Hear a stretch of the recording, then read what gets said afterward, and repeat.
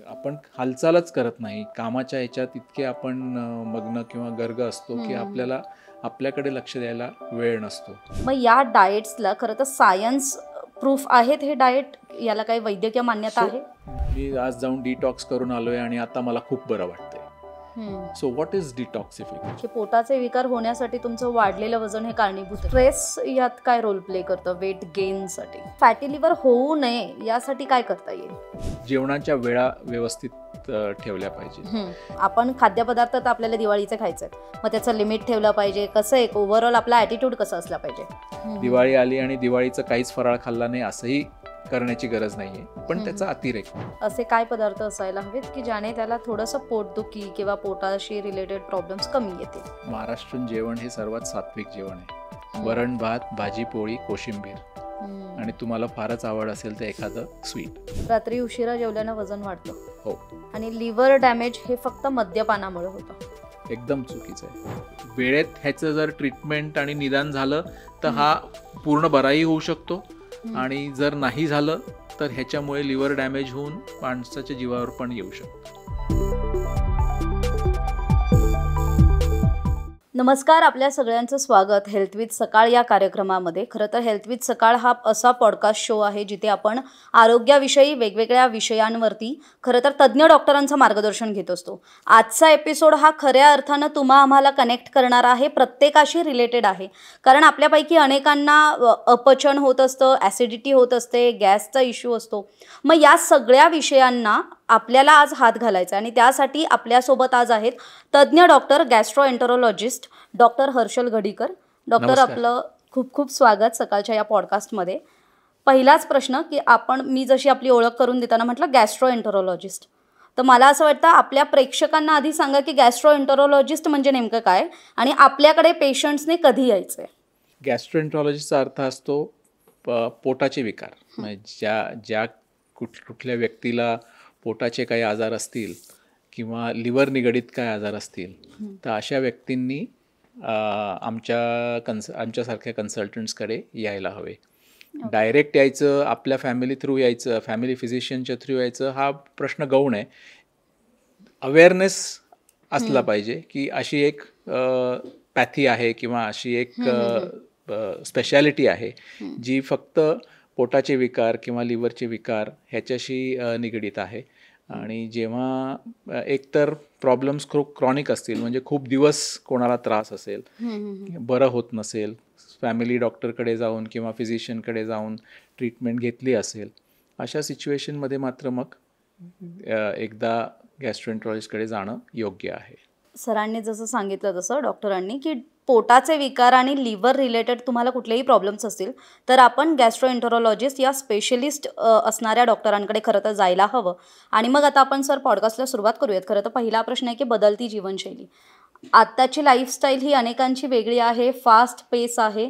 म्हणजे आता खूप सगळ्या गोष्टी फास्ट हव्यात लोकांना. मग तुमची तब्येत सांभाळणे त्याच्यातही त्यांना कुठेतरी शॉर्टकट्स हवे असतात. पण या सगळ्या जीवनशैलीमुळे आपल्या ओव्हरऑल हेल्थवर आणि स्पेशली पोटावरती आणि लिव्हरवरती या दोन्हींवरती आपण प्लीज फोकस करून मला ते सांगा की त्या आरोग्याचं कसं एकूण सांभाळायचं. आपली म्हणजे जी फास्ट पेस लाईफस्टाईल आहे त्याच्या रिलेटेड गोष्टी कशा कळायच्या? चांगलाच आहे हा प्रश्न. तर आता कसं आहे की प्रत्येकाला इन्स्टंट ग्रॅटिफिकेशन हवं आहे. म्हणजे वेदर हे कामाच्या दृष्टीने असो, त्यांच्या हेल्थच्या दृष्टीने असो किंवा कशाच्याही असो, ते इन्स्टंट हवं आहे. तर ह्याच्यात कामामध्ये ॲक्च्युली कसं होतं की प्रत्येकाला काही डेडलाईन्स असतात, काही गोल्स त्यांना अचीव करायचे असतात, आणि ह्या सगळ्या ह्याच्यात they tend to forget there health. म्हणजे कामाचं स्वरूप असं असतं की मग सकाळी 8पासनं किंवा रात्री 8 वाजेपर्यंत 10 वाजेपर्यंत काम चालू असतं. त्यांना प्रत्येकाला असं वाटतं की मी हे केलं नाही तर माझं पुढे जायचा जो मार्ग आहे किंवा लॅडर जी क्लाइंब करायची आहे ती नीट ते करू शकणार नाहीत. आणि त्या हिशोबाने मग ते त्याच्यात जास्त जास्त गुरफटत जातात, आणि मग त्याच्यातनं जे त्यांना त्रास सुरू होतात ते इमिडिएटली होत नाहीत. कारण तुम्ही जेव्हा हे सगळे गोष्टी सुरू करता किंवा कामाला सुरुवात करता साधारण 27, 28, 30 वर्षी, there is a capacity to do a lot of work. But as you grow old then that slowly the body keeps giving you some reminders की बाबा आता कुठेतरी एक थांबणं आवश्यक आहे, आपल्या शरीराकडे लक्ष देणं आवश्यक आहे. सो होतं कसं, जेवण व्यवस्थित होत नाही, वेळेवर होत नाही, व्यवस्थित जे खायला पाहिजे ते खाता येत नाही किंवा खात नाहीत. सो इफेक्टिव्हली मग वजन वाढतं, स्थूलपणा वाढतो, शुगर्स. आजकाल तुम्हाला हे माहीतच आहे की we are the diabetes capital of the world, की इतके लोकांना ओबेसिटी आहे, इतक्या लोकांना डायबिटीज आहे की this is basically one of the prime factors today.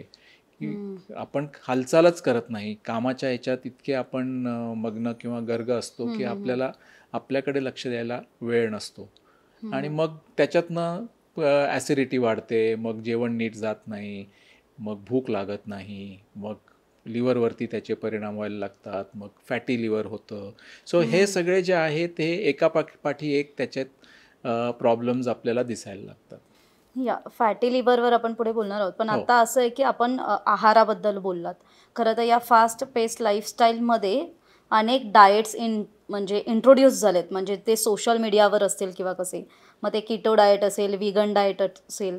मग या डाएट्सला खरं तर सायन्स प्रूफ आहेत हे डाएट, याला काही वैद्यकीय मान्यता आहे? डाएट करणं काही चुकीचं नाही आहे किंवा ते काय वावगं नाही आहे. It is something that every one should follow, but the idea is to follow a healthy diet. आता प्रत्येकाला, लाईक वी डिस्कस बिफोर, की सगळ्यांना इन्स्टंट पाहिजे. की आज जर तुम्हाला असं कोणी सांगितलं की वजन कमी करा, तर त्यांना असं वाटतं की आपलं पुढच्या आठवड्यात वजन कमी झालं पाहिजे.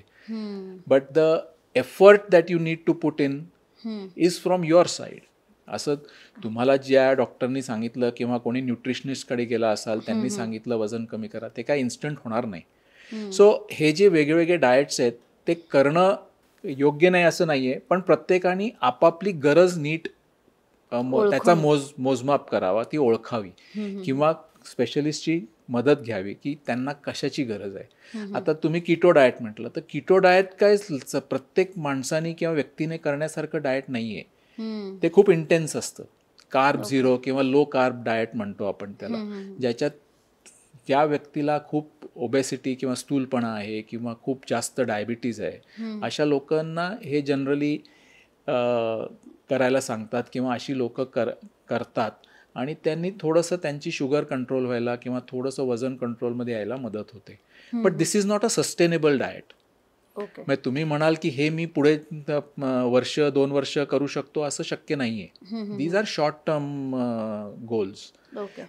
व्हिगन हे आजकालच्या याच्यात मे बी थोडंसं ज्यांना एन्व्हायरमेंटविषयी खूप आस्था आहे किंवा जे रिलिजियसली इन्क्लाइंड आहेत, अशा लोकांना जास्त व्हिगनबद्दल वाटतं आणि ते व्हिगन डाएट करतात. तर व्हिगन डाएट करणं काही हे नाही आहे, चुकीचं नाही आहे. पण again it is one of your on your mentality म्हणा किंवा तुमची आवड त्या बाजूने जाते. त्याच्यानी प्लस मायनस पॉईंट्स असे प्रत्येक डाएटमध्ये आहेत, तसे याच्यातही आहेत. पण जर तुम्ही विचारलं की एखादं डाएट जे सायन्सनी प्रूव्ह केलं आहे किंवा त्याच्या व्यक्तीने जातो, तर एक मेडिटेरियन नावाचं डाएट असतं, which is a wholesome diet. की ज्याच्यात तुम्ही फायबर घ्या, तुम्ही सिरियल्स घ्या, तुम्ही थोडं प्रोटीन घ्या, हे सगळे त्याच्यात एक सॉर्ट ऑफ ग्राउंड आहे की हे तुम्ही घेऊ शकता किंवा घ्यावं. So it's like a whole diet, it's a complete diet. आणि त्याच्यावरती बरेच अभ्यास झालेले आहेत, पेपर झालेले आहेत आणि त्याच्यात असं दिसतं की that is something that is has stood the test of time. आणि so that is something that if one needs to follow, and it is something that one can follow over a long period of time. Okay, म्हणजे ते short term सारखं नाही, ते वर्षानुवर्ष आपल्याला वर्षानुवर्ष ते त्या अंगवळणी जर आपण हे घेतलं तर ते आपण वर्षानुवर्ष करू शकतो. आणि त्यात आपल्याला काही वेगळं करायचं नाही आहे. It is your daily diet that you are taking, just that you make it a habit so that it helps you. Food fads म्हणून आलंय किंवा आत्ता आपण जे डाएट्सबद्दल बोललो, अनेक लोक डाएट करत असतात. आपण जसं सांगितलं की ते डाएट ओळखलं पाहिजे की आपल्या शरीराची गरज काय. पण आपल्याकडे जे पेशंट्स येतात त्यांच्याकडे काय कॉमन चुका काय दिसतात, की लोक कुठे चुकतात डाएट्स बद्दल. चूक म्हणण्यापेक्षा आता जसा तुमचा पॉडकास्ट आहे, if somebody likes your podcast, they are going to follow you. So probably this is our responsibility की we give a correct message. आजकाल मेसेजेसवर मेसेजेस, सो व्हॉट्सॲपची युनिव्हर्सिटी तर सगळीकडेच आहे की त्याच्यात इतके मेसेजेस असतात की a lay person cannot decide this is right or wrong. So somebody says की मी डिटॉक्स केलं आज, मी आज जाऊन डिटॉक्स करून आलोय आणि आता मला खूप बरं वाटतंय. So what is detoxification? ह्याला त्याचं मूळ हे कोणालाच माहीत नसतं, पण कोणीतरी केलंय आणि त्या व्यक्तीला त्याचा चांगला इफेक्ट आला म्हणून आता पुढचे 2 लोक पण करतायत. हा सोशल मीडिया इफेक्ट आहे. So everything may not have a basis for you. म्हणून म्हटलं की तुमची गरज काय आहे, तुम्हाला काय कशाची, तुमच्या शरीराला काय प्रॉब्लेम्स आहेत किंवा तुम्हाला काय इश्यूज आहेत, ते तुम्ही जोपर्यंत व्यवस्थित त्याचा एक आढावा घेत नाही तोपर्यंत ह्या सगळ्या डाएट्स किंवा ह्या सगळ्या ज्या फॅडिझम्स आहेत ह्यांनी कोणालाच काही फायदा होत नाही. आणि your biggest detoxifiers are in the body. your liver, your kidney, which throw out all the impurities from your body. These are your biggest detoxifiers. हे जे तुम्ही काय डिटॉक्स म्हणता हे थोडेसे त्याच्यात एक भर घालणारे आहेत की काही घेतलं की तुम्हाला अँटीऑक्सिडंट्स मिळतील, काही घेतलं की तुम्हाला थोडे न्यूट्रिएंट्स मिळतील. हा तो ह्याचा भाग आहे डिटॉक्सिफिकेशनचा. अनेकदा असं होतं की सणवार आले की अनेकांच्या तोंडून आपण जसं म्हटलात की बॉडी डिटॉक्स करणं सुरू असतं किंवा ते म्हणतात की आम्ही आता डिटॉक्स करून आलो आहे किंवा करणार आहे. आणि मग त्याचं असं होतं, एक जण म्हटलं की त्याला इतर फॉलो करतात. पण हे म्हणजे यातून खरंच फायदा होतो की हे काय एक मार्केटिंग गिमिक आहे? नाही, आता मला वाटलं तुम्ही उलटं विचाराल की दिवाळी आली तर लोक खायला लागतील किंवा खायला होतील. ते पुढे विचारणार आहे, पण आता असं आहे की आधी लोकांचं असतं ना पुढे जास्त खायचं म्हणून आधी आपलं डिटॉक्स करून करून घ्यायचं. नाही, ऍक्च्युली लाईक आय सेड ना की हे याच्यात तसं काही फार तथ्य नाहीये. म्हणजे तसं तुम्ही प्रत्येक गोष्ट इंडिव्हिज्युअली घेतली तर कोणी भोपळ्याचा रस पितं, कोणी कारल्याचा रस पितं, कोणीतरी पालकाचा रस आणि हे पालक असे काहीतरी रस घेऊन ते रस सकाळी स्मूदीज घेतात. तर प्रत्येक इन्ग्रेडियंट जर घेतला तर त्याच्यात त्याचे फायदे आहेत, त्याच्यात मायक्रोन्यूट्रिएंट्स आहेत, त्याच्यात फायदे आहेत. पण त्यांनी तुम्हाला कितपत फायदा होतोय हे तुम्हाला प्रत्येकाला ते फायदा होईलच अशातला तो भाग नाही आहे. So it is not something that one has to follow blindly किंवा हे आता हे केलं की मी आता व्यवस्थित होणार आहे किंवा हे मी केलंय म्हणून आता पुढे मी काहीही करू शकेन. आणि असं आहे का की पोटाचे विकार होण्यासाठी तुमचं वाढलेलं वजन हे कारणीभूत आहे? म्हणजे याचं कनेक्शन काय आहे? नाही, असं वजनाचं डायरेक्ट रिलेशनशिप नाही आहे. आपण तसं बघायला गेलं तर जे थोडेसे ओव्हरवेट म्हणू आपण किंवा ज्यांचं BMI जास्त आहे हे खूप हेल्दी असतात किंवा हे खूप ॲक्टिव्ह असतात. असं हे नाही आहे की it is directly related to this. So no, I wouldn't say weight is directly related to any. Weight can be related to diabetes, it can be related to fatty liver. Okay. और कारण generally असं होतं की जे थोडे overweight किंवा हे असतात ते generally have a very poor physical activity. So those could be the reason for हे.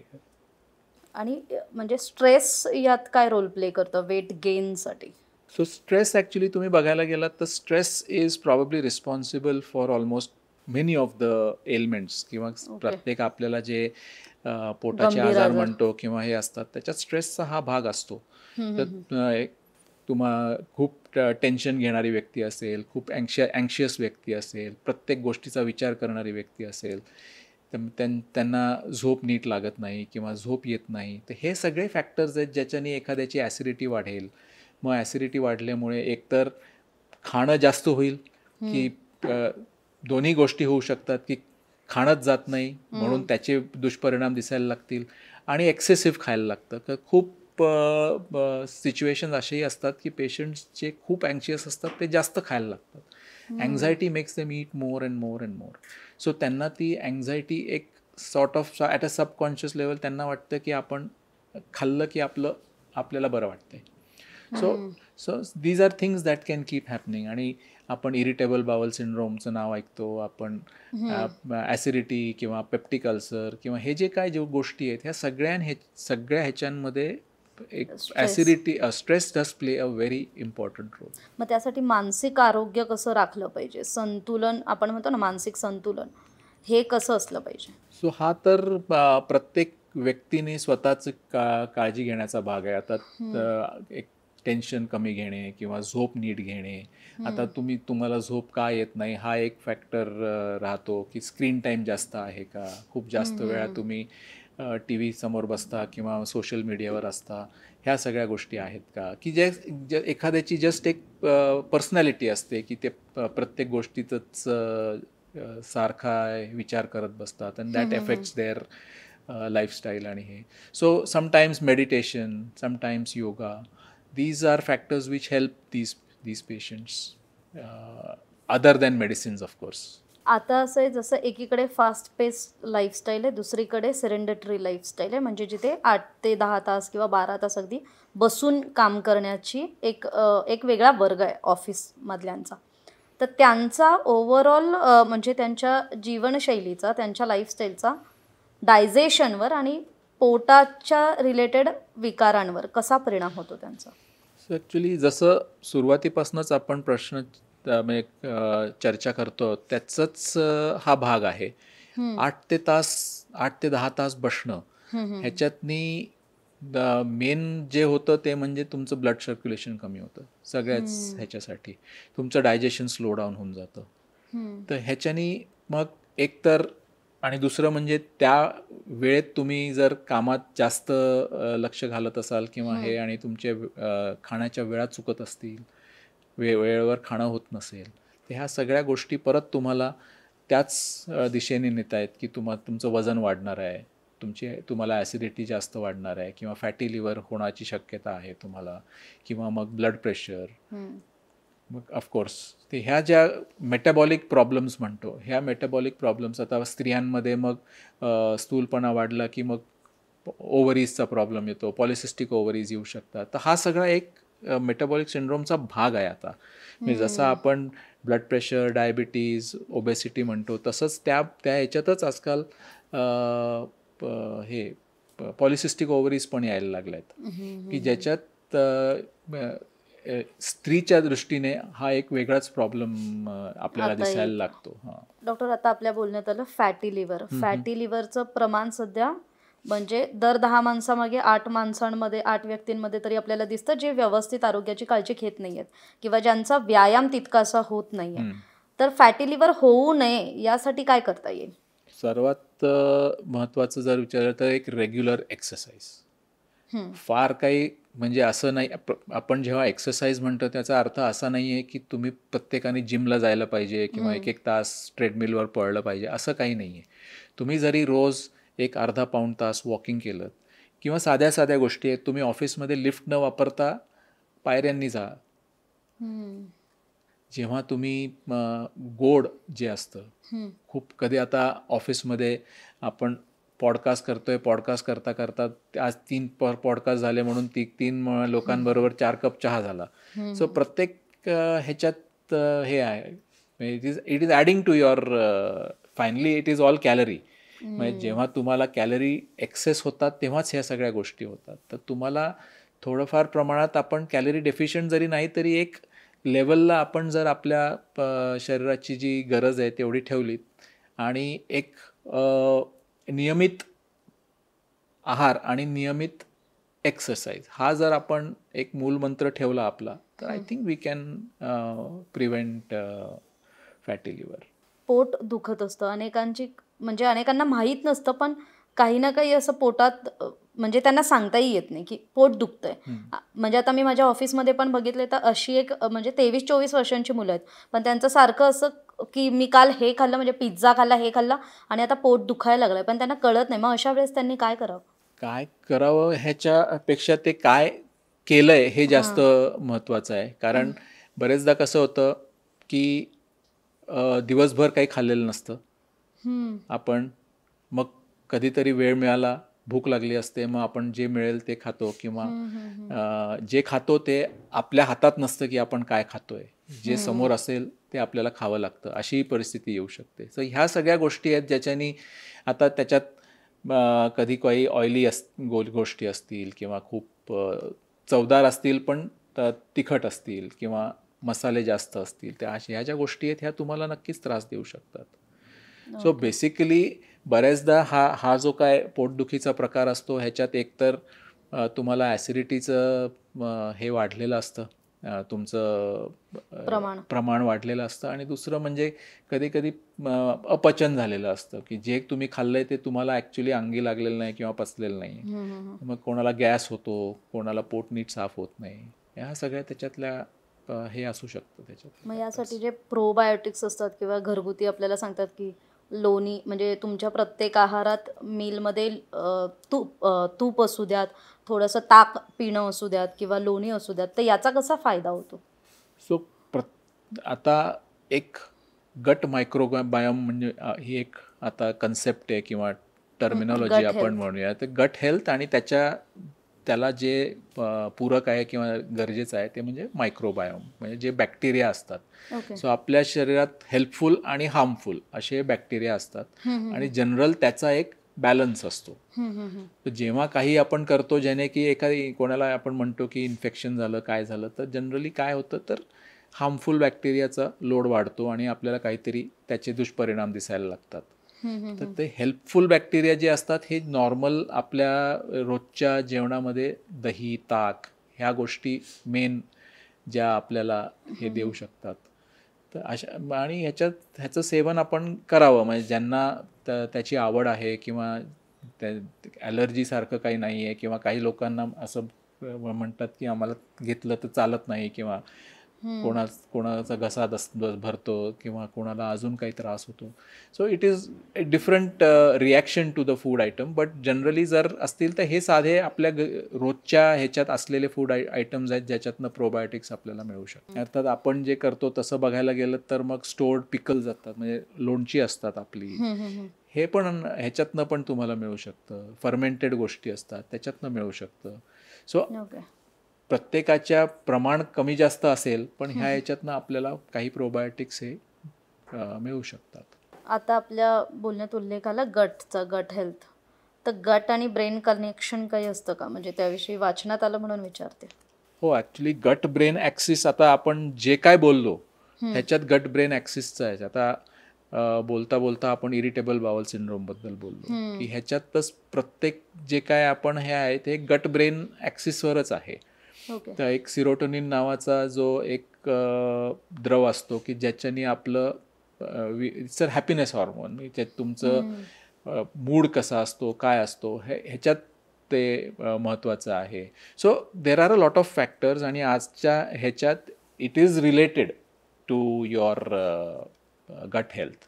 द गट ब्रेन ॲक्सिस म्हणतो किंवा हे, these are very much related. म्हणजे एखाद्याचं खूप डिप्रेशन असेल किंवा त्याचा मूड चांगला होत नसेल, it could be related to his गट.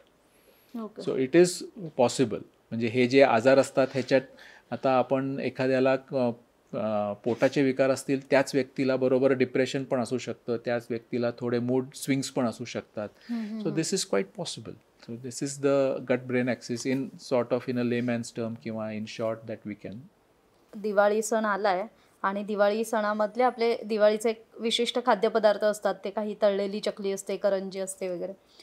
पण जर आपल्याला पोटाचे विकार टाळायचे किंवा ओव्हरऑल आपली पचनसंस्था व्यवस्थित ठेवायची आहे, माझं म्हणणं आहे, तर मग अशा वेळेस लोकांनी काय केलं पाहिजे? आपण खाद्यपदार्थ तर आपल्याला दिवाळीचे खायचे आहेत, मग त्याचं लिमिट ठेवलं पाहिजे, कसं एक ओव्हरऑल आपला ॲटिट्यूड कसा असला पाहिजे? I think anything that is done within limits is good. म्हणजे त्याचा अतिरेक नको.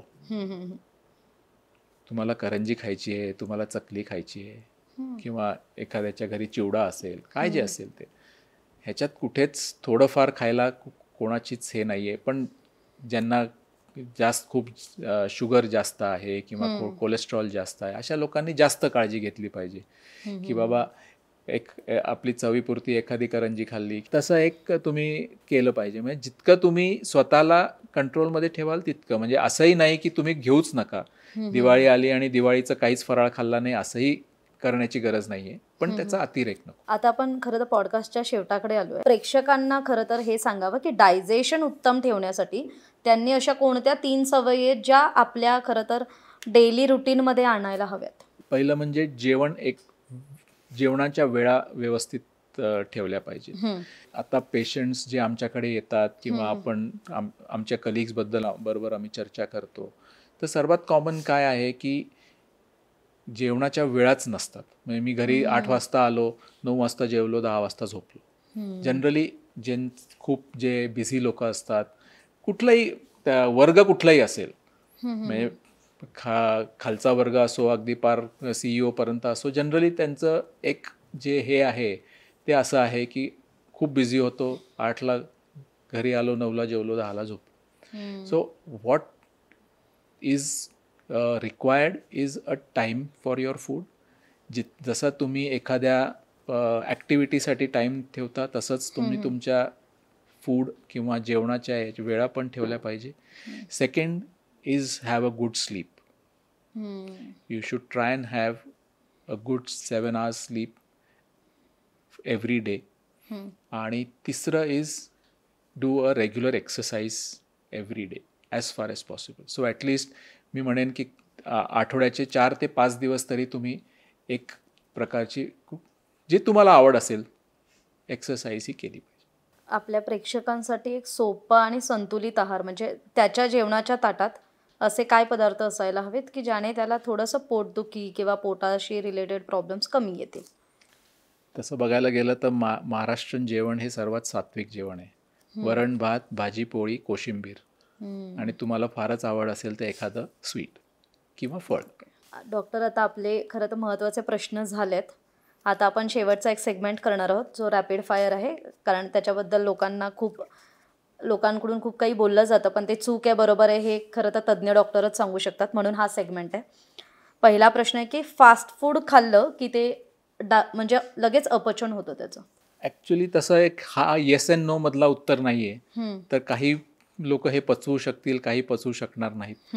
तर by and large fast food on occasions is definitely unacceptable. म्हणजे आपण जे म्हणतो चीट डे आहे माझा आज, की मी आज सगळं काही खाऊ शकतो किंवा सगळं काही करू शकतो, तो असा एखादा चीट डे ठेवू शकतो आपण. डिटॉक्स डाएट्स आपल्या शरीराला विषारी पदार्थांपासून मुक्त ठेवतात.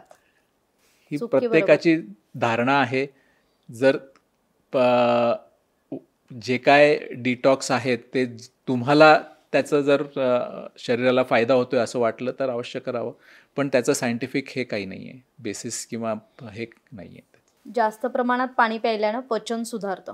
पाणी पिणं जरी चांगलं असेल तर त्यांनी डायजेशनवर तुमचा फरक नाही पडणार. स्ट्रेसमुळे गॅस रिलेटेड आजार वाढू शकतात. अगदी योग्य. प्रोबायोटिक्स हे फक्त तोंडातून घेतले जातात, अन्नातून नाही? अन्न पण तोंडातूनच घेतो आपण. म्हणजे औषध स्वरूपी त्यांचं असं म्हणणं आहे की औषध स्वरूपी नाही. आपण चर्चा केलीच की या बाबतीत की there are some food items which will serve as probiotics. असं नाहीये की औषधच किंवा गोळ्याच घेतल्या पाहिजे. कीटो डाएट सर्वांसाठी सुरक्षित आहे? नाही. रात्री उशिरा जेवल्यानं वजन वाढतं? हो. ऍसिडिटी म्हणजे नेहमीच हार्टबर्न किंवा जळजळ होणं? आता ऍसिडिटीचे वेगवेगळे व्याख्या आहेत. प्रत्येक पेशंट येतो त्याची व्याख्या वेगळी असते. कोणाला दुखतं, कोणाला जळजळ होते, कोणाला उलटी होते, कोणाला मळमळतं. सो प्रत्येकाची व्याख्याच वेगळी आहे ती.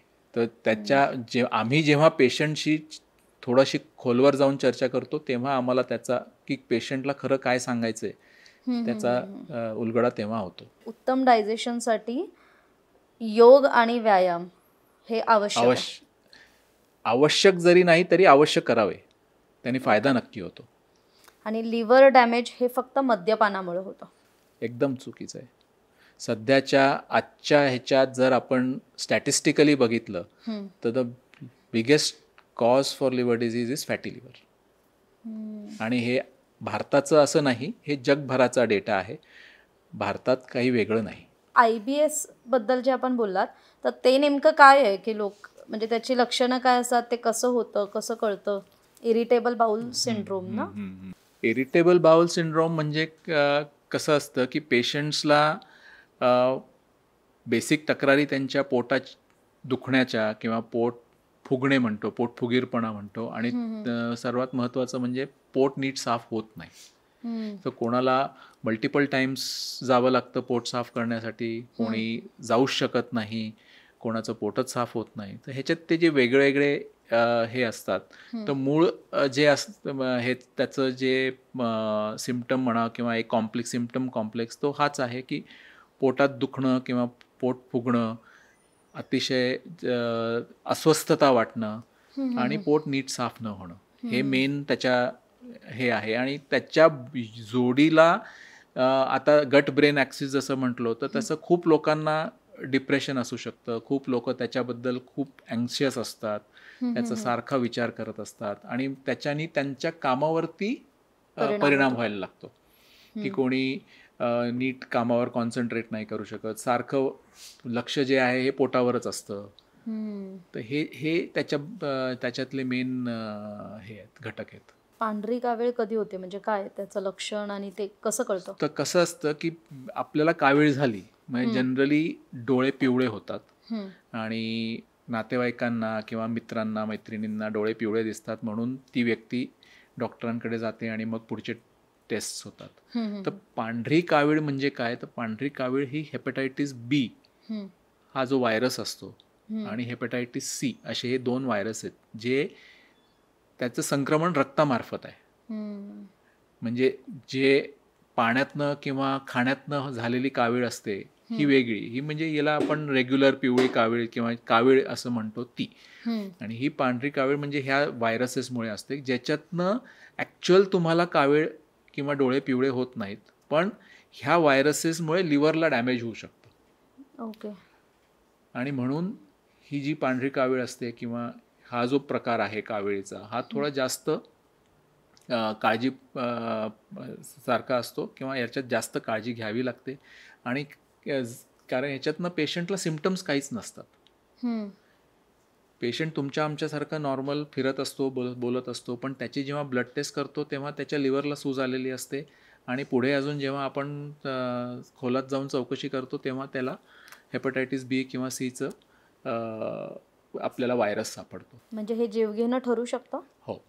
ह्याची जर वेळेत ह्याचं जर ट्रीटमेंट आणि निदान झालं तर हा पूर्ण बराही होऊ शकतो आणि जर नाही झालं तर ह्याच्यामुळे लिव्हर डॅमेज होऊन माणसाच्या जीवावर पण येऊ शकतं. Okay. Yes, thank you so much doctor. तर आज आपल्यासोबत होते डॉक्टर हर्षल गडीकर. खरं तर आजचा एपिसोड हा आपल्या सगळ्यांना रिलेट करणारा होता, कारण आपल्या सगळ्यांकडे असं असतं की आपल्याला डायजेशन होत नाही, आपली कुठे चूक होते खरं तर. याविषयी खरं तर डॉक्टरांनी खूप महत्त्वाचं मार्गदर्शन केलं आहे. डॉक्टर आपले खूप खूप आभार. धन्यवाद. तर असेच आरोग्यविषयक तज्ज्ञ डॉक्टरांचं आपल्याला जर सल्ले आणि मार्गदर्शन ऐकायचं असेल तर हेल्थ विथ सकाळ या कार्यक्रमाला पाहण्यासाठी विसरू नका आणि सकाळच्या यूट्यूब चॅनलला सबस्क्राईब करायला विसरू नका. धन्यवाद.